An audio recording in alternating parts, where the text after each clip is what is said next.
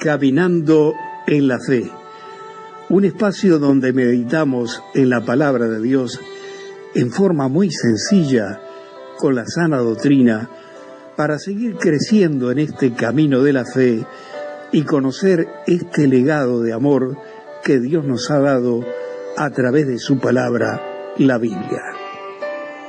Queridos hermanos y amigos en la fe, tengan ustedes muy buenas tardes. ¿Cómo andan ustedes? Nos volvemos a reencontrar aquí en Redil FM, Camino de Fe, donde vamos a compartir la continuación de la carta del apóstol Pablo a los filipenses que comenzamos la semana pasada, y vamos a comenzar por el capítulo 2, donde Pablo le recomienda a esta iglesia, es una iglesia que ama a Cristo, que ama a Pablo, que Pablo no tiene nada que decir de esta iglesia, pero allí se da un hecho de que hay dos mujeres que no se llevan bien, y entonces Pablo tiene temor de que la iglesia se contagie de esta actitud y le enseña que debemos ser humildes, tener el mismo sentimiento que Cristo tuvo de ser igual a Dios, y estando en forma de Dios no consideró ser Dios, sino que se hizo hombre, se hizo humilde, se hizo siervo de Dios y vino a servir a aquellos que estaban en necesidad. Ahora lo vamos a ver en la carta de Pablo a los filipenses, en este capítulo 2, lo que Pablo le enseña a esta gente para que mantenga la unidad y la humildad en el espíritu.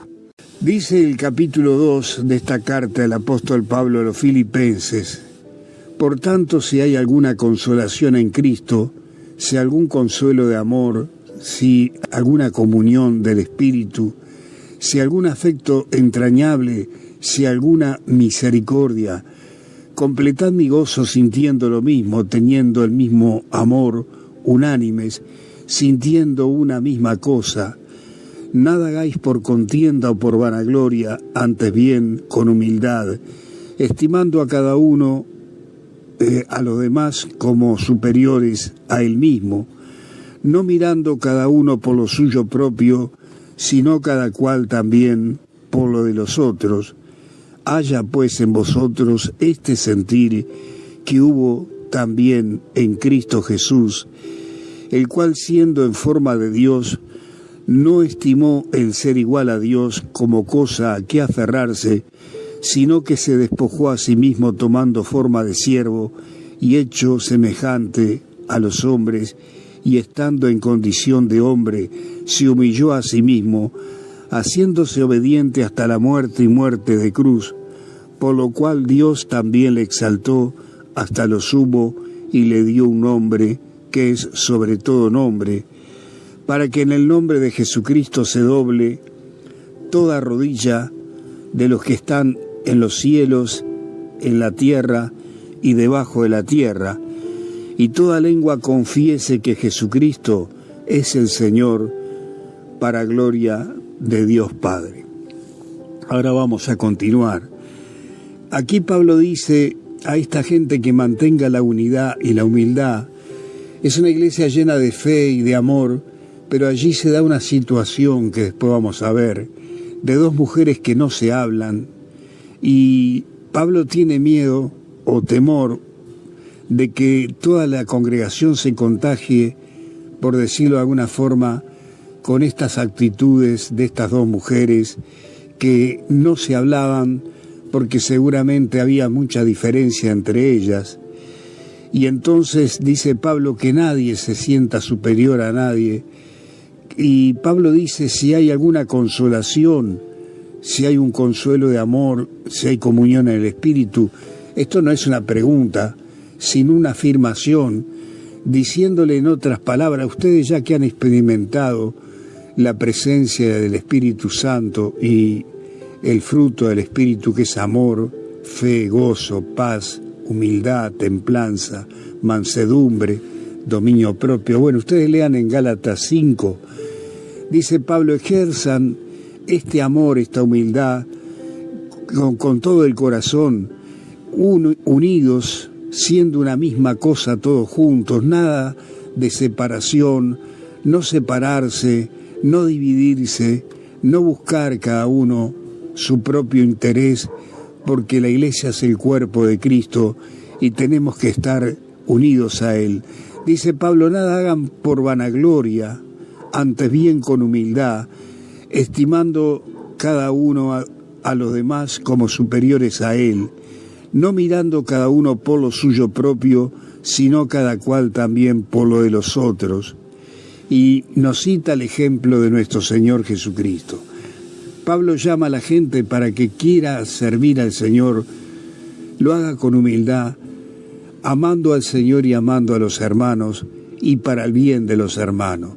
Es decir, que cuando nosotros dejamos de atender nuestros problemas y miramos la necesidad de los que nos rodean, que son hermanos en la fe, y también nuestros seres queridos, y comenzamos a orar por ellos y a consolarlos y a fortalecerlos y a ayudarlos en toda la forma que sea posible, entonces estamos tomando la actitud de Cristo, una actitud de humildad. Tenemos que ser humildes, nadie es más que otro, todos somos iguales para Dios, somos como los dedos de nuestra mano, todos los dedos son diferentes, pero son necesarios, diferentes en tamaño, pero todos forman la misma mano, y así es la iglesia. Dice Pablo, no mirando cada uno por lo suyo, sino que tenemos que mirar por aquel que está en necesidad, pasando mal, aquel que está débil, que está caído, que no entiende, que no comprende, que tal vez cayó en pecado, no acusarlo, sino enseñarle el camino, mostrarle que Dios le ama y que Dios le perdona si esa persona está dispuesta a caminar, a seguir caminando. Y dice Pablo, miren, esto es impresionante lo que dice Pablo, dice, haya en vosotros el mismo sentir que hubo en Cristo Jesús, el cual siendo en forma de Dios no estimó ser igual a Dios como cosa que aferrarse, sino que se despojó a sí mismo tomando forma de siervo, hecho semejante a los hombres, y estando en la condición de hombre, se humilló a sí mismo, haciéndose obediente hasta la muerte y muerte de cruz. Cristo es la segunda persona de la Trinidad. Cristo es el Verbo de Dios, como dice Juan en el capítulo 1 del Evangelio de Cristo. En el principio era el Verbo era con Dios y el Verbo era Dios. Hay gente que no entiende lo que es la Trinidad y vamos a tratar de explicarlo con palabras simples, pero esto es mucho más profundo. Pero vamos a tratar de hacerlo en forma sencilla. Dios es la posición o el título, como podríamos decir, doctor o abogado. Dios quiere decir que Él es el Ser Supremo. Él es omnisciente, omnipresente, omnipotente. Pero en ese lugar de Dios hay tres personas que emanan de Dios, que salen de Dios, que es el Padre, el Verbo y el Espíritu Santo. Los tres siempre existieron en la eternidad. Los tres crearon todo lo que existe en el universo, sea visible o invisible. Pero en cierto momento el Verbo, que es la palabra viva de Dios, es el poder de Dios, se hace carne, se hace hombre, se hace visible para nosotros, viene en forma de hombre para que nosotros conozcamos a Dios y podamos saber lo que Dios desea de nosotros y vino a salvarnos. El orden celestial de las tres personas, que son tres personas individuales, pero sienten lo mismo, trabajan unidas con amor, son tres personas que llevan el mismo propósito, nunca hay nada que divida a ellos tres, y a la vez los tres se juntan y hacen una sola persona. Es un misterio precioso, pero son tres personas, y como se califica y enseña la Biblia, Cristo nos enseñó que Dios es el Padre, Dios tiene Padre, Cristo tiene Padre. Él dijo, mi Padre mayor que yo es, y aunque Él es igual al Padre, Él le dio todo el honor y la gloria al Padre. Entonces está el Padre, está el Hijo y el Espíritu Santo. Cuando usted va a Génesis 1, usted ve que allí Dios, en el capítulo 1, versículo 3, el Señor comienza a hablar y dice, sea la luz, y la luz fue. Y dice, y vio Dios que la luz era buena, y separó Dios la luz de las tinieblas, y así fue bajando en todo el capítulo, ustedes lean si quieren. El que dice sea la luz es el Padre. El que hace que la luz resplandezca es Cristo mismo, porque Cristo es la luz, dijo, yo soy la luz del mundo. El mundo estaba envuelto en tinieblas y en agua, y dice que el Espíritu de Dios se movía cuidando el planeta, porque ya había aparecido el pecado. Más adelante vamos a estudiar Génesis y vamos a ver todo esto. El Padre dijo, sea la luz. Cristo, que es el Verbo, el poder de Dios, comenzó a crear la luz, y luego que todo estaba hecho, vino el Espíritu Santo y dice, y vio Dios que todo era bueno en gran manera. El Espíritu Santo es el que sella la obra de Dios. El Padre idea el universo, idea en su mente y en su corazón la iglesia, nosotros, y viene Jesús, que es el Hijo, y ejecuta las órdenes del Padre, con amor lo hace. Él crea el universo, y dice Pablo que todo lo que existe en el universo fue creado por medio de Cristo y para Cristo, y dice Juan que todo Dios lo hizo por medio de Jesús, y no hay nada de lo que exista que no fuera hecho por medio de Jesús. El Padre hablaba, Cristo obraba, creaba lo que el Padre ordenaba, y el Espíritu Santo, acompañando a los dos, sellaba la creación, cuidándola. Y cuando dice Dios vio que era bueno, no es porque Dios hiciera algo malo, Dios hace todo perfecto, pero ya en ese momento, cuando Moisés escribe ese capítulo 1, el pecado ya había aparecido en el universo, y entonces por eso Dios estaba cuidando que las tinieblas no se mezclaran con su obra. Allí Cristo, que es la segunda persona de la Trinidad, es el que decide venir a la tierra a salvarnos, y Él se humilla haciéndose hombre y naciendo en un pesebre humilde, y Él escogió esta clase de vida humilde para que nosotros aprendamos a no depender de los bienes económicos de esta tierra, sino para que vivamos por fe. Cristo se hizo pobre, siendo rico, y con su pobreza nos enriqueció a todos nosotros. Cristo tomó un cuerpo humano, pero aunque Él se hizo hombre, no dejó nunca de ser Dios. Él se despojó, se vació de su gloria, de todo su poder. Él renunció por un tiempo a su gloria, a su poder, y vino simplemente como hombre, pero Él no dejó nunca de ser Dios. Él podía dar una orden y cambiar la situación, como le dijo a Pedro, ¿no crees que yo pueda orar al Padre para que me mande 6 legiones de ángeles y no me lleven preso? Cuando apresaron a Cristo allí en el Getsemaní, ¿se acuerdan? Pero Cristo no hizo esto porque Él vino a obedecer al Padre. Y entonces el Señor se vació de su gloria, pero Él nunca dejó de ser Dios. Él fue siempre fue Dios y fue hombre. 100% Dios y 100% hombre, pero Él no dependía de su poder, sino dependía del Padre. Él le consultaba al Padre todo lo que tenía que hacer y hacia dónde ir. Por eso Él de noche iba y oraba al Padre, y seguramente el Señor le decía, Padre, ¿a dónde voy hoy? ¿A qué región tú quieres que yo vaya? ¿Qué es lo que tú quieres que yo predique? Y entonces el Padre le mostraba lo que él deseaba, y Cristo se sujetó al Padre, pero allí en Cristo estaba también el Padre y el Espíritu Santo. Recuerden cuando Cristo se bautizó, descendió el Espíritu Santo en forma de paloma. Allí descendió el Padre y el Espíritu, y los tres juntos estaban haciendo la obra de Cristo. Cristo no estimó ser igual a Dios. Él no dijo, no, yo soy Dios, no tengo por qué bajar a la tierra. Al contrario, Él dijo: Padre, yo voy a ir para salvar al hombre, para salvar a Juan, a Carlos, a Ana, a María, para pagar su deuda.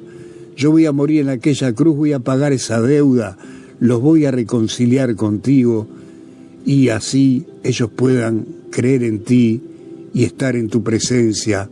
Y el Padre le dijo: yo acepto esta ofrenda, me es agradable. Y entonces los dos se pusieron de acuerdo antes de la fundación del mundo para que a su debido tiempo Cristo viniera a la tierra.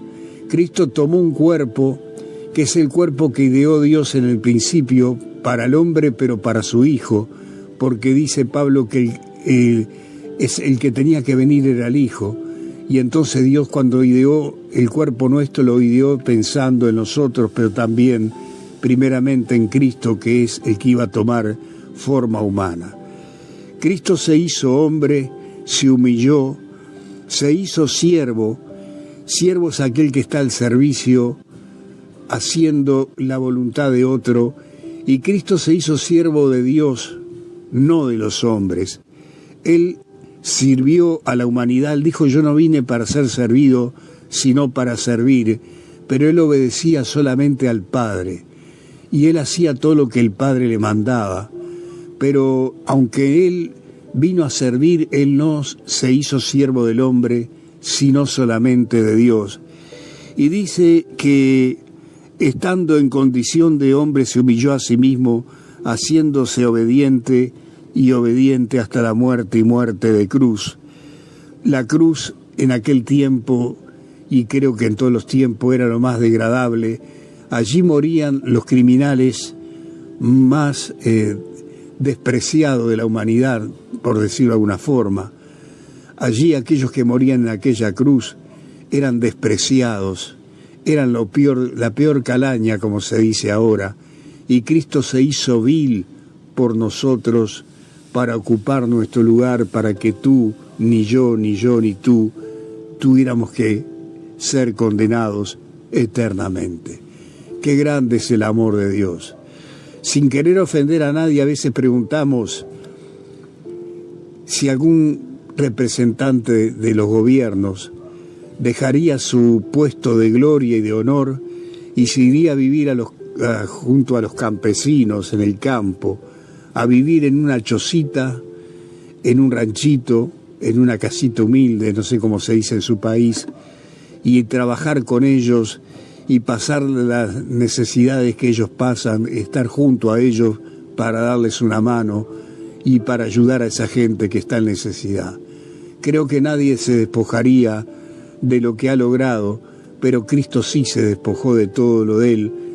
Él es el dueño del oro y la plata, como dice la Biblia. Dice que el Señor se hizo pobre y con su pobreza nos enriqueció a todos. Y queremos aclarar algo porque hemos visto en las películas, en alguna de ellas, que Cristo vestía andrajosamente, y perdone la expresión, y no era así. Cristo era humilde y pobre, pero con dignidad. Él vestía como un rabino, como un maestro. Tenía una túnica de una sola costura, pero posiblemente, como todo rabino, era una túnica bordada con volados. Tenía su manto, su capa, sus sandalias. Él caminaba dignamente en este mundo, y tristemente hay veces que las películas desmerecen y dan una impresión triste de Cristo, y no era así. Cristo andaba dignamente, y aunque en la bolsa él no tenía tal vez dinero, él podía multiplicar los peces y el pan, él podía calmar la tormenta, calmar el mar, sanar a los enfermos y levantar a los muertos.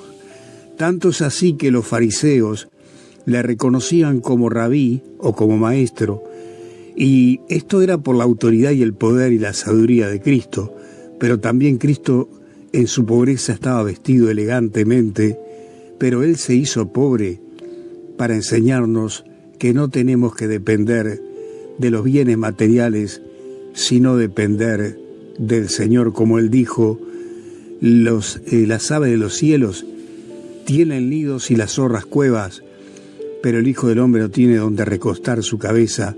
Pero él confiaba en la providencia del Padre. Y como vemos aquí entonces, el Señor se humilló a sí mismo, haciéndose obediente y obediente hasta la muerte de cruz. En Hebreos 5 dice que aún siendo hijo, Él a través del sufrimiento aprendió a obedecer. Y qué ejemplo para nosotros, ¿no? Si Jesús, que es el Verbo de Dios, el Hijo eterno de Dios, se hizo carne y Él es el creador de la palabra, Él estudiaba igual la palabra, aunque Él es el autor, iba todos los sábados a la sinagoga a escuchar la palabra y tuvo que sufrir para aprender a obedecer. ¿Cuánto más nosotros tendríamos que tomar esta actitud de obedecer? Pero para obedecer también tenemos que tener un corazón humilde, manso, dispuesto a escuchar la voz de Dios a través de su palabra y también de los siervos que Dios ha puesto en nuestro camino. Nosotros hacemos este estudio muy humildemente, rogándole al Espíritu Santo siempre, buscando la guía del Espíritu Santo. Pero también Dios ha puesto maestros en nuestro diario caminar, donde cuando tenemos dudas vamos y preguntamos, y participamos también de la enseñanza de la palabra, con los maestros que Dios ha puesto en nuestro diario caminar, y aprendemos mucho de ellos, y eso que aprendemos lo compartimos con ustedes, sabiendo que todos los días tenemos que aprender cosas nuevas que están escondidas en la palabra de Dios. Tristemente se da de que muchas veces hay gente que viene al camino del Señor y está un tiempo, y luego quiere comenzar a predicar o a enseñar o a cantar o a dirigir la iglesia. Y a veces cuando se ve a un joven con actitud, o un joven o un mayor con actitudes para servir, muchas veces se le confía un cargo y ya ese cargo sirve para a veces crear problemas y divisiones dentro de la iglesia. Por eso dice Pablo que no hay que darle cargos a los neófitos, que son los nuevos, para que no caigan en el pecado de Satanás, del orgullo y de la soberbia. ¿Cuántas veces se le ha dado puestos importantes a gente que se ha convertido y está 1 año o 2 en la iglesia?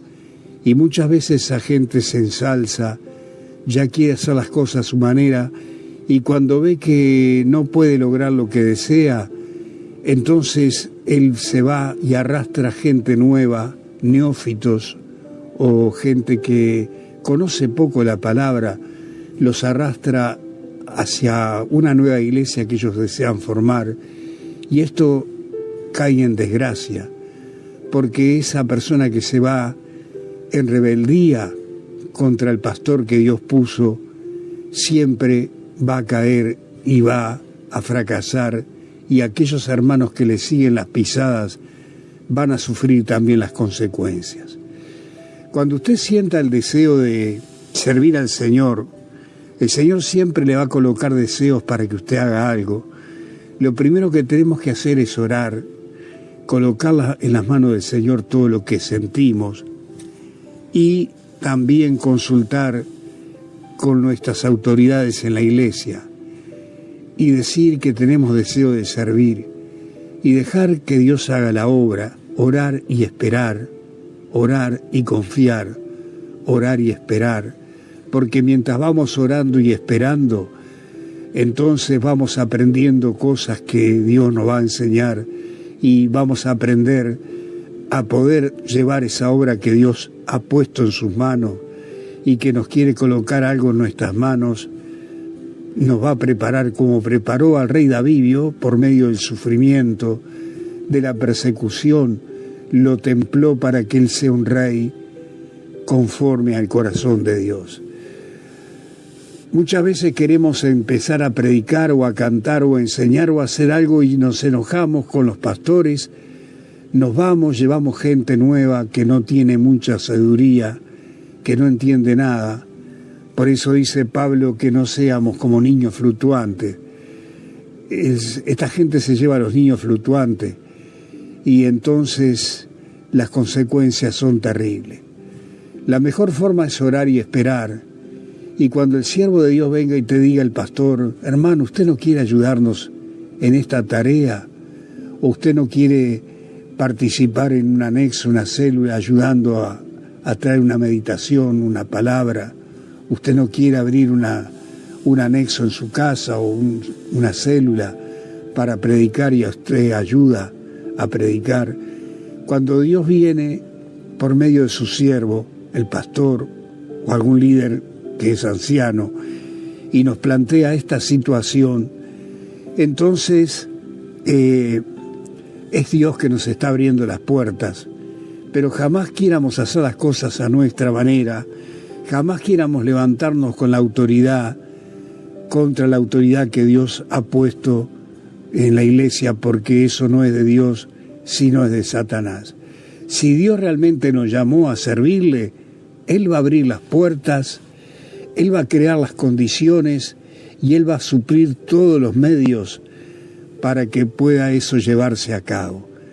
Usted va a estar respaldado por Dios, por el pastor, y va a contar con la bendición, y usted va a ser de bendición para los demás, pero nunca se levante en rebelión queriendo usted abrir la puerta a las patadas, porque Jesús dijo que la puerta que Él cierra nadie la abre, y la puerta que Él abre nadie la cierra.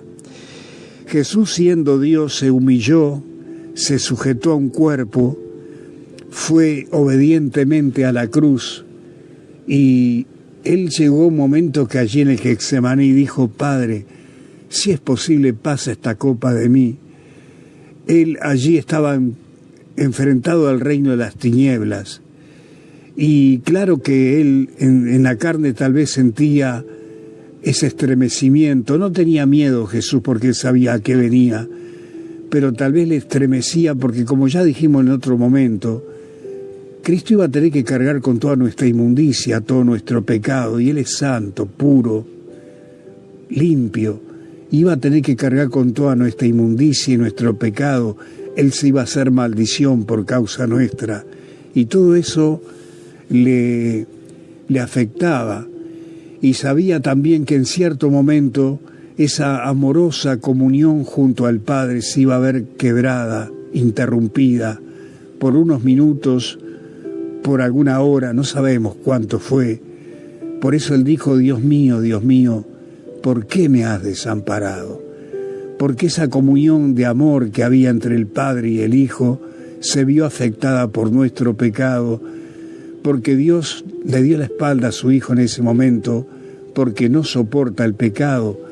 Pero también aprendemos que Pablo nos enseña que Dios, el Padre, estaba en el Hijo, reconciliando al mundo consigo mismo. El mundo estaba enemistado con Dios, y Dios en su Hijo hace que el mundo se vuelva a Él. Pero el mundo de aquellos que creen en Cristo, los que se convierten a Cristo y se vuelven a Él. Cristo murió en aquella cruz y pagó tu deuda y mi deuda. Y si tú crees en Jesús, el Padre te dice: tú no me debes nada, porque mi Hijo ha pagado tu deuda y te ha limpiado con su sangre preciosa y te ha dado ropas blancas, y esa es la justicia de Cristo que nos cubre cada día. Dice que allí el Señor entonces fue obediente hasta la muerte de cruz, y dice Pablo que al tercer día resucitó, bien lo sabemos eso. El Padre lo exaltó hasta lo sumo y le dio un nombre sobre todo nombre, para que en el nombre de Jesús se doble toda rodilla de lo que están en el cielo, en la tierra y debajo de la tierra, y toda lengua confiese que Jesucristo es el Señor, para gloria de Dios Padre.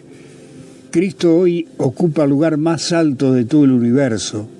Él es el Rey de gloria, Él es majestad, Él es Señor de señores y Rey de reyes, y nuestro Salvador, nuestro hermano y nuestro pastor de cada día.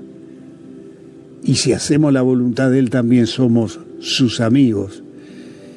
Él es soberano y sobre Él no hay nadie, y Él es el que gobierna el cielo y está manejando la tierra con el plan de limpiar la tierra y venir aquí a mandar y a gobernar porque Él se lo merece, porque Él es el dueño de este planeta. Y aquellos que le hemos confiado nuestra vida, somos salvos por su misericordia, por su gracia.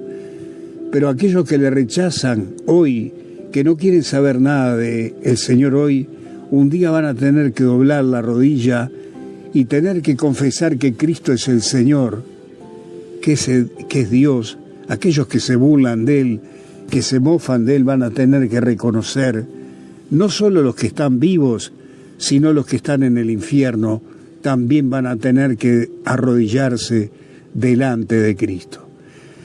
Hace pocos días una hermana que quiero mucho en el Señor enseñaba y dijo: no hay que predicar sobre el infierno, sino hablar solo del amor de Dios. Y yo amo a esta hermana en Cristo, pero no comparto esa idea, porque la Biblia nos enseña que no debemos mentir, y también nos enseña la Biblia a predicar el Evangelio, y el Evangelio quiere decir buenas nuevas de salvación. ¿Qué quiere decir esto? Que son noticias de salvación. ¿Pero de qué? Salvarnos de la esclavitud de nuestro pecado, de nuestra maldad, de las garras de Satanás, de la muerte eterna y del infierno. No podemos predicar un evangelio a medias, sino predicarlo completo, no acusando a la gente como siempre decimos. Nosotros no le podemos decir: tú eres un borracho, te vas al infierno. Eso no se puede decir. Eso le corresponde a Dios, saber a dónde va esa persona. Pero sí decirle: Cristo te ama, Dios desea salvarte, tú estás perdido, sin Cristo, sin ninguna esperanza. Vuélvete a Él. Si tú le entregas tu vida a Él, Él va a perdonar tus pecados, te va a dar una vida de bendición, de paz, de amor. Dios te ama, Dios quiere salvarte, pero si tú le rechazas, vas a ser condenado eternamente, como dice la Biblia. No lo digo yo, lo dice la Biblia, queridos hermanos. Tenemos que predicar el Evangelio en forma completa. Si usted va al médico y Dios no permita, usted tiene un cáncer, y el médico no le dice que usted tiene un cáncer, y le dice: no, con aspirina vamos a arreglar el problema, entonces ese médico no es médico realmente de verdad, porque no le dice la verdad para que usted enfrente la situación. Pero si viene un médico y le dice: no, usted tiene cáncer, pero vamos a hacer un tratamiento y vamos a pelear con este cáncer y le vamos a ganar, ese es un buen médico. Yo no quiero que nadie venga mañana y me diga: ¿por qué no me dijiste que había un infierno? ¿Y qué le digo yo a esa persona? Jesús dijo claramente: porque de tal manera amó Dios al mundo que ha dado a su único Hijo, para que todo aquel que en Él cree no se pierda, mas tenga vida eterna. Porque Dios no envió a su Hijo al mundo a condenar el mundo, sino para que el mundo sea salvo por Él. Pero también dijo: el que no cree en el nombre del unigénito Hijo de Dios ya ha sido condenado. Y Pablo en Romanos 2, versículo 5 en adelante, dice que Dios llama al arrepentimiento a la gente, porque va a llegar un día que Dios va a juzgar al mundo por su pecado, y el que no haya obedecido el Evangelio de Cristo va a ser condenado eternamente. Por eso tenemos que tener cuidado, hermano, porque Jesús dijo: arrepentíos, porque el reino de los cielos se ha acercado. ¿Qué quiere decir arrepentíos? Volverse de su mal camino hacia Dios y entregarle nuestra vida a Dios para que Él cambie nuestra vida. Ni usted ni yo podemos cambiar nuestra vida ni dejar nuestro pecado. Es el Espíritu Santo de Dios que viene a su vida y cambia su vida, le da una nueva vida. En primer lugar, usted y yo tenemos que nacer de nuevo. Pero cuando usted cree en Cristo y le dice: Señor, yo te entrego mi vida, viene el Espíritu Santo y comienza a trabajar en su vida y a cambiar su vida y a hacer todo nuevo. Y Él le da deseos para vivir de acuerdo a la voluntad de Dios, y somos nosotros que decidimos si vamos a vivir conforme al Espíritu o conforme a la carne. Pero tenemos que predicar el Evangelio con la verdad, no a medias, porque a medias es decir parte una verdad y parte una mentira. Claro que tenemos que decir que Dios es amor, pero recuerden lo que dice Hebreos, miren el amor y la severidad de Dios. Dios es amor, pero Dios es santo y la santidad de Dios demanda juicio. Y si usted se vuelve a Cristo, va a vivir eternamente junto a Cristo, porque el Señor le va a salvar. Y creer en Cristo significa caminar con Él, obedecerle. Pero si usted lo rechaza, usted va a ser condenado eternamente. La decisión está en sus manos. Dice que toda lengua va a confesar que Cristo es el Señor.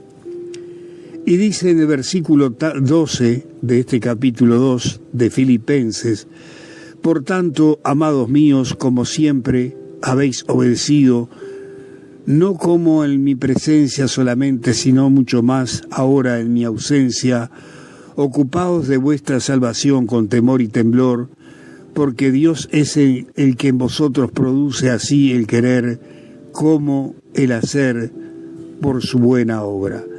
Haced todo sin murmuración y contienda. Dice Pablo que nos ocupemos de nuestra salvación, que no descuidemos esta salvación tan grande que Dios nos ha dado. Algunos piensan que podemos perder la salvación, otros dicen que no. Creo que si estamos cerca de Dios nunca vamos a correr el riesgo de alejarnos de Dios y de perder la salvación. No decimos que la salvación se pierde o no, la última palabra la tiene el Señor, pero el Señor le dice a una de las iglesias allí en Apocalipsis de que si no cuidan sus vestiduras blancas y si no andan junto a Él, corren el riesgo de ser borrados del libro de la vida. Yo no sé realmente cómo es la cosa. Yo no puedo afirmar para un lado o para el otro. Hay gente que está bien parada en el Señor desde el principio. Creo que estas palabras son para aquellos que andamos a veces medio de aquí para allá, rengos, como dice la Biblia, para que nos paremos y nos afirmemos en Cristo y no juguemos con una salvación tan grande. Que Cristo tuvo que pagar un altísimo precio a usted y a nosotros, a mí. Es una salvación de gracia. No merecíamos, pero Cristo tuvo que pagar un altísimo precio para salvarme a mí y yo no puedo andar jugando con esta salvación. Claro que muchas veces caigo, muchas veces fallo, muchas veces peco. Todos los días tengo que decirle: Señor, perdóname, ayúdame a no volver a cometer este error o este pecado. Pero lo importante es seguir adelante junto al Señor, estar cerca de Él, buscando su voluntad. Yo no sé si la salvación se pierde o no, pero yo quiero estar cerca del Señor y no perder las bendiciones que el Señor tiene para mí y que el Señor tiene para ti. Dice que el Señor produce en nosotros el querer y el hacer. Él nos capacita para perdonar, para ser humildes, para guardar silencio, para creer, para ayudar, para predicar, para cantar. Él nos capacita y nos da deseos, pero está en nosotros si vamos a hacerle caso a Dios o si le vamos a hacer caso a la carne. Dice: haced todo sin murmuraciones, sin contiendas, para que seáis irreprensibles y sencillos, hijos de Dios, sin manchas en medio de una generación maligna y perversa, en medio en la cual resplandecéis como luminares en el mundo. Aquí Pablo dice que tenemos que resplandecer en este mundo. Cuando usted mira de noche al cielo, ve todo oscuro, todo negro, pero ve puntitos blancos que son las estrellas. Cuando Dios mira al mundo, lo ve de la misma forma. Ve este mundo rodeado de tinieblas, pero ve puntitos blancos, estrellas, que somos nosotros los hijos. No porque somos estrellas mayores que los demás, sino que somos como las estrellas porque brillamos en este mundo de oscuridad. Por eso dijo Jesús: yo soy la luz del mundo, ustedes son la luz del mundo, porque si usted permite que Cristo viva en usted y en mí, vamos a iluminar con la luz de Cristo. Dice Pablo también en el versículo 16, asidos o agarrados de la palabra de vida, para la que en el día de Cristo yo pueda gloriarme de que no he corrido en vano, ni en vano he trabajado. Agárrense de la palabra, agárrense de la enseñanza de la Biblia. Fuera de la Biblia no hay otra enseñanza, querido hermano. Tenemos que agarrarnos de la Biblia. Y como ya dijimos, hermano, no adoramos a la Biblia, adoramos al autor de la Biblia, pero obedecemos la Biblia porque la Biblia es el manual de instrucciones. En este libro está el pensamiento y el sentimiento de Dios. Tristemente, sin querer ofender a nadie, lo digo con toda la humildad que puedo, hay gente que continúa viviendo según la tradición y no la palabra. Hay gente que obedece más la tradición y no la palabra de Dios. Si la Biblia dice no hagas esto, por más que la tradición diga que lo haga, no lo vamos a hacer. Pero está en el corazón de cada uno. Este es un consejo, no es un mandato. Tenemos que obedecer lo que dice la Biblia, no la tradición, ni lo que dicen los hombres. Por eso tenemos que cuidarnos, porque el hombre puede fallar. Yo puedo decir algo errado y llevarle el error. Por eso trato en lo posible de decir solo lo que dice la Biblia. Dice que tenemos que agarrarnos del mandamiento, de la palabra, del mensaje de salvación de Cristo.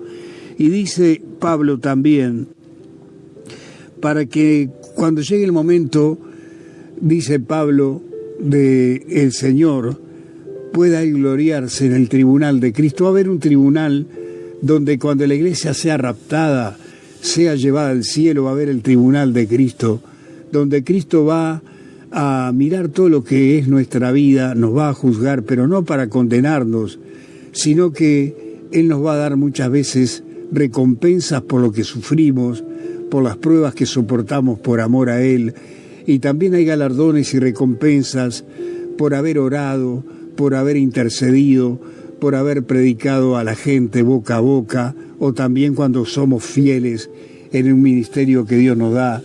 Entonces vamos a recibir galardones.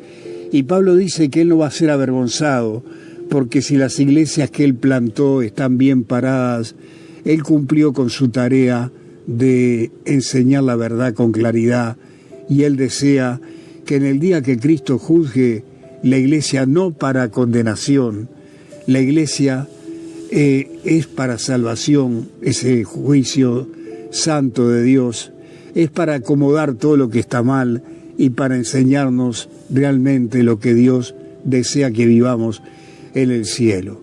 Los que están perdidos, condenados, están en el Hades y ellos van a ser juzgados en el gran juicio del gran trono blanco, pero esos son los que forman parte de la segunda resurrección. La primera resurrección somos los salvos, que comenzó con Cristo, continúa con la iglesia cuando sea raptada, la iglesia sea levantada, los muertos en Cristo, en primer lugar. Nosotros que estamos vivos vamos a ser levantados y nos vamos a reunir con el Señor en las nubes. También después que Cristo venga a la tierra, allí Él resucita a los santos del Antiguo Testamento, como se le dijo a Daniel, en el final de los tiempos tú te vas a levantar para recibir tu recompensa, y junto a Daniel se van a levantar los santos, los que creyeron en Cristo, en los cuerpos estamos hablando, las almas están con el Señor. Y entonces el Señor nos va a dar un cuerpo nuevo, aquellos que están en la presencia del Señor. Y también van a resucitar los que murieron en el tiempo de la gran tribulación, murieron en salvación, entregándose a Cristo. Los que fueron martirizados por el anticristo también se van a levantar cuando comience el milenio, porque allí termina el fin del tiempo, de nuestro tiempo, y comienzan 1000 años especiales, 1000 años diferentes, donde Cristo va a gobernar, y el Señor desea que tanto su pueblo, de los santos del Antiguo Testamento, los fieles de Él, tanto como la iglesia y todos aquellos que se salvaron estén con Él reinando por esos 1000 años y luego estaremos con Él, junto a Él, por toda la eternidad. Dice que allí Pablo, continuando con este pasaje, dice Pablo que la iglesia se esfuerce para ser una sola, un solo sentir. Dice Pablo también en el capítulo 16, asido de la palabra de vida, para que en el día de Cristo yo pueda gloriarme de que no he corrido en vano, ni en vano he trabajado. Y aunque sea derramado libación sobre el sacrificio y servicio de vuestra fe, me gozo y regocijo con todos vosotros, y asimismo gozaos y regocijaos también vosotros conmigo. Pablo dice que sobre el sacrificio de Cristo, Él va a derramar su libación. La libación quiere decir, en el tiempo allí de donde Aarón era el sumo sacerdote, sobre cierto sacrificio se derramaba otro sacrificio que podía ser una torta o lo que sea. Se quemaba ese sacrificio y subía un humo al cielo que era un olor fragante al Señor. ¿Qué quiere decir todo esto para ser claro? Porque capaz que los entrevero. Pablo dice que él está haciendo en su vida un sacrificio sobre el sacrificio del Señor. Él se está esforzando para que la obra de Cristo sea perfecta, sea santa, sea pura y esté completa. Pablo se esfuerza y sacrifica todo lo que puede y lo que tiene para que la obra de Cristo, para que los creyentes sean santos, puros, irreprensibles. No sé si soy claro. Pablo desea que aquellos creyentes de aquel tiempo y los de hoy también, que somos nosotros, seamos santos, puros, irreprensibles, y por eso Él nos dejó estas cartas. El Espíritu Santo nos dejó estas cartas en la Biblia para que sepamos lo que Dios quiere de nosotros. Pablo está hablando, pero es el Espíritu Santo el que habla. El que desea que seamos irreprensibles es Dios, no Pablo solamente. Pablo está haciendo lo que siente de parte de Dios, y Él quiere que nosotros seamos humildes, mansos, santos delante de Dios, y esa vida se puede llevar cuando nosotros venimos a Dios y le decimos: Señor, yo no puedo con mis fuerzas, con tu Espíritu sí puedo. Y es el Espíritu Santo el que te hace vivir la vida cristiana, te ayuda a perdonar, a vivir en paz, en humildad. Cuando tú quieres saltar por alguna cosa que te hicieron mal, el Espíritu Santo te trae a la mente que debemos perdonar y pasar por alto la ofensa y tener el mismo espíritu que el Señor Jesucristo tuvo, donde Él soportó con amor tanta ofensa, tanta contrariedad, y lo hizo por amor a nosotros. Dice el versículo 19 de este capítulo 2, espero en el Señor Jesús enviaros pronto a Timoteo, para que yo también esté de buen ánimo al saber de vuestro estado, pues a ninguno tengo del mismo ánimo, y que tan sinceramente se interese por vosotros, porque todos buscan lo suyo propio, no lo que es de Cristo Jesús. Pablo dice que él va a mandar a Timoteo. Timoteo es hijo espiritual de Dios en primer lugar y de Pablo, porque Pablo lo fue formando con la palabra y Pablo lo quiere como un hijo, pero nuestro padre espiritual es Dios en primer lugar, y el pastor vendría a ser nuestro segundo padre espiritual que vela por nosotros, y tenemos que respetar y amar a nuestros pastores y obedecerle. Y dice que Timoteo tiene el mismo sentir de Pablo. Timoteo no se preocupaba de sus problemas propios, aunque era un joven, sino se preocupaba de la gente que estaba necesitando a Cristo, y se preocupaba de los creyentes y de la obra de Cristo. A ninguno tengo con el mismo ánimo del mío, dice, Pablo dejó de preocuparse de sí mismo para ocuparse de la gente necesitada, y Timoteo y Epafrodito sienten el mismo sentir de Pablo.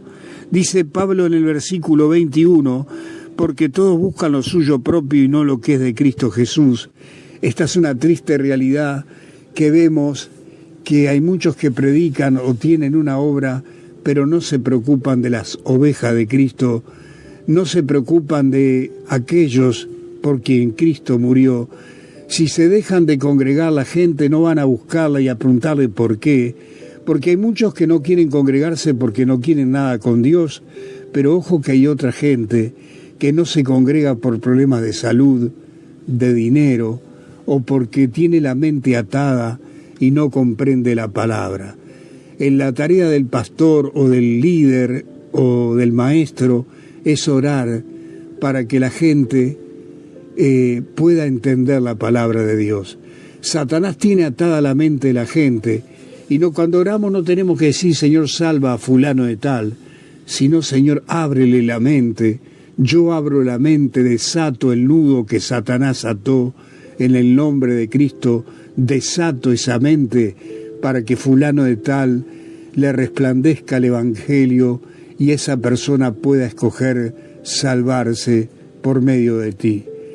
Satanás tiene atada la mente de la gente que no cree en Dios, y no podemos cambiarlos con simples palabras. Tenemos que orar, que clamar, que pedirle Señor, ábrele la mente a fulano de tal, convéncele de pecado. Atamos la obra de Satanás y desatamos la mente de dicha persona. Dijo Jesús que todo lo que atamos en la tierra será atado en el cielo, y todo lo que desatamos en la tierra será desatado en el cielo. Esta es la autoridad que el Señor nos dio para orar e interceder por los demás. Pablo dice también en el versículo 22, pero ya conocéis los méritos de él, que como a hijo, a padre, ha servido conmigo en el Evangelio, así que a este espero enviaros luego que yo vea cómo van mis asuntos, y confío en el Señor que yo también iré pronto a vosotros. Pablo dice que él va a mandar a Timoteo, que es un hijo en la fe, que le es fiel a Pablo y no lo traiciona a Pablo, porque Pablo está ya cansado de tanta traición. Casi todos los que le rodeaban le han traicionado y abandonado. Pero Pablo dice, Timoteo y Epafrodito son personas que realmente me aman y aman a Cristo, y yo envío a este joven para que esté con ustedes y luego me traiga noticias de ustedes. Dice Pablo también que él no sabe cómo va a salir de la entrevista cuando le llame Nerón a declarar. Y como ya dijimos la vez pasada, Nerón, que es el César de turno, lo llama, Pablo le predica, pero lo deja suelto por lo menos creo que 2 años. Y Pablo sigue predicando, recorriendo la tierra de aquel entonces, llevando el Evangelio, confirmando las iglesias. Pero en cierto momento Nerón se vuelve contra el Evangelio de Cristo, hace perseguir a todos los cristianos y matarle, y manda a buscar a Pablo, lo apresan, lo llevan a Roma. Pablo vuelve a predicarle de Cristo. Nerón rechaza el Evangelio de Cristo y entonces manda a matar a Pablo sacrificándole. Y dicen los historiadores que Nerón se vuelve lunático, medio loco, y comienza a perseguir la iglesia de Cristo en forma terrible, donde persigue implacablemente a los creyentes y los hace matar, quemar, prender fuego vivo, los manda allí al ruedo de los leones, y Nerón pierde el juicio, se enloquece. Luego él hace incendiar Roma, la hace prender fuego, creyendo que él va a crear un nuevo imperio romano donde él solamente va a gobernar. Dicen los entendidos que Nerón, al rechazar el mensaje de Cristo por medio de Pablo, se llenó de demonios y por eso comenzó a actuar así. Es lo que dicen los historiadores. Terminando con esta carta, dice Pablo también, Mas tuve por necesario enviaros a Epafrodito, mi hermano y colaborador y compañero de milicia, vuestro mensajero y ministrador de mis necesidades, porque él tenía gran deseo de veros a todos vosotros, y gravemente se angustió porque habéis oído que había enfermado, pues en verdad estuvo enfermo a punto de morir, pero Dios tuvo misericordia de él, y no solamente de él, sino también de mí, para que no tuviese tristeza sobre tristeza. Así que le envío con mayor solicitud, para que al verle de nuevo os gocéis, y yo estaré con menos tristeza. Recibidles pues en el Señor con todo gozo, y tened en estima a los que son como Él, porque por la obra de Cristo estuvo próximo a la muerte, exponiendo su vida para suplir lo que faltaba en vuestro servicio por mí. Dice Pablo aquí que le envía a Epafrodito. Epafrodito era uno de los pastores de la iglesia de Filipo. Como ya dijimos, Epafrodito estuvo enfermo a punto de morir, y Pablo dice que Dios no permitió que él muriera para no tener aún más tristeza. Entonces Satanás se levantó para destruir de cualquier forma la iglesia de Cristo, pero no pudo. El Señor siempre sale victorioso. Y entonces Epafrodito vuelve a la iglesia y le pide a los miembros de la iglesia, Pablo, que reciban a Epafrodito con amor, con alegría, porque Epafrodito expuso su propia vida para servir a Pablo en nombre de la iglesia de Filipo. Epafrodito estuvo junto a Pablo durante un largo tiempo, después que se enfermó y se sanó, y ahora Pablo lo envía de regreso para que lleve esta carta y noticias de él, porque él está preso, y él está preso por causa del Evangelio. Querido hermano, qué grande es el amor de Dios, que Dios, a pesar de las pruebas, las dificultades, siempre nos da victoria y nos lleva de triunfo en triunfo, como dice Pablo, en Cristo Jesús. Satanás se levanta para querernos alejarnos de la fe. Satanás se levanta para traer problemas. Vienen las enfermedades muchas veces, vienen los problemas económicos, viene gente que aún no entendemos por qué es difícil de sobrellevar, y Dios permite todo eso para moldear nuestro carácter. Y cuando usted está enfrentado a una situación que no comprende o personas que son difíciles de sobrellevar, vamos a decirle al Señor: Señor, ¿qué tú quieres enseñarme con esta lesión? ¿Qué quieres mostrarme? Porque muchas veces Dios permite que venga gente difícil, porque nosotros somos difíciles también en las manos de Dios. Muchas veces Dios se siente triste porque nosotros no le obedecemos, hacemos lo que queremos, y muchas veces Dios permite que venga gente y nos haga algo similar para que podamos comprender lo que siente Dios cuando nosotros hacemos las cosas de mala manera.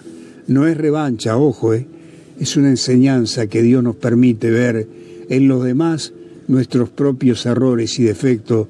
Por eso, cuando estamos viendo defectos y errores, tenemos que tener cuidado de no criticar, sino de orar, sino decirle: Señor, esta persona está caminando mal, muéstrale tu luz para que cambie de actitud. Yo la bendigo en tu nombre, la amo y estoy dispuesto a perdonarla y ayudarla en todo lo que sea necesario. Esto es humildad, lo que dice aquí Pablo, no pensando en mi problema, sino en ayudar a esa persona que está caída. Y cuando tú dejas de mirar tus problemas y ayudas a otro, Dios te bendice en gran manera, porque tú estás siguiendo los pasos de Cristo. El Señor lo único que desea es que nosotros dejemos que el Espíritu Santo nos gobierne, que nosotros imitemos a Cristo en el sentido que si Cristo perdonó, nosotros vamos a perdonar, y con el mismo perdón que el Señor me perdonó a mí, yo perdono también a aquellos que me han ofendido. A veces no es fácil, la carne salta y quiere controlarme, pero gracias a Dios que el Espíritu Santo me convence y dice perdona, perdona, así como el Señor te perdonó a ti. Querido hermano, nos vemos en esta semana, tal vez el miércoles o el sábado, si Dios quiere, para tal vez terminar esta carta. Vamos a hacer 2 capítulos más que faltan. Luego vamos a ir al libro de Colosenses o a la carta del apóstol Pablo a los Colosenses, que es media similar a esta, y luego vamos a entrar, si Dios permite, a meditar en el libro de Génesis, el primer libro de la Biblia, para ver lo que Dios quiere enseñarnos hoy a través de ese libro que tiene miles de años, pero que es tan vigente como el periódico del día de hoy. Querido hermano, Dios le está bendiciendo en este día. Reciba la bendición, reciba la paz y el amor de Dios. Dios te ama, Dios te bendice, Dios desea que tú camines cerca de Él por medio de la oración de su palabra, congregándonos en una iglesia, porque Él desea bendecirnos y que seamos instrumentos en sus manos para bendecir a otras vidas. En el nombre del Padre, del Hijo y del Espíritu Santo, que Dios le bendiga ricamente. Caminando en la fe, un espacio donde meditamos en la palabra de Dios en forma muy sencilla, con la sana doctrina, para seguir creciendo en este camino de la fe y conocer este legado de amor que Dios nos ha dado a través de su palabra, la Biblia.